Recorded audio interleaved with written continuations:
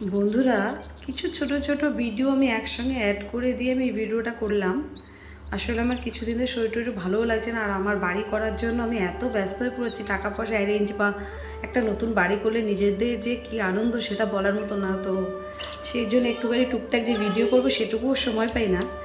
তো 4-5টা ভিডিও একটুখানি এডিট করে আমি এইভাবেই কয়েকটা ভিডিওকে অ্যাড করলে এই যেভাবে হয় সেভাবেই করেছি। বন্ধুরা, আপনারা একটু দেখুন, আর ভালো লাগলে লাইক করবেন, সাবস্ক্রাইব করে দেবেন। 4-5 দিনের ভিডিও তো একটুখানি মনেই হবে, আপনারা বুঝতেই পারবেন। বেলুড়ের দিকে হাওড়ার দিকে 4 দিন কাজও ছিল অনেক বেশি, মানে যেরকম পেরেছি সেরকমভাবেই তোলা হয়েছে। এটা বেলুড় মঠ গেট, হাওড়া ময়দানের কাছে এসেছিলাম। তারপরে বিকালবেলা একটু খাচ্ছিলাম ওনার বাড়িতে বসে, খেয়ে তারপরে আবার একটু বেরিয়ে পড়লাম। বাড়িতে এসে ভাতও খেলাম, মানে ভাত খেলাম, ডাল খেলাম, পটল ভাজা, ডিমের ঝোল। ডিমটা একটু শর্টকাটে আমরা তাড়াতাড়ি করে ফেলি।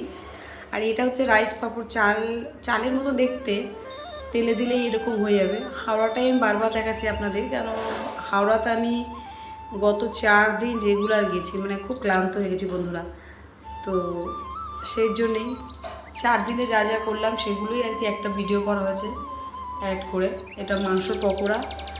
মাংসটাও বিশেষ যে ঝোল খাই আমরা তা না, বিশেষ করে মানে মুরগির মাংস একটু গন্ধ বেরোয় বলে পকোড়া টাইপেরই করি, আর শুকনো শুকনো ঝোলও করি।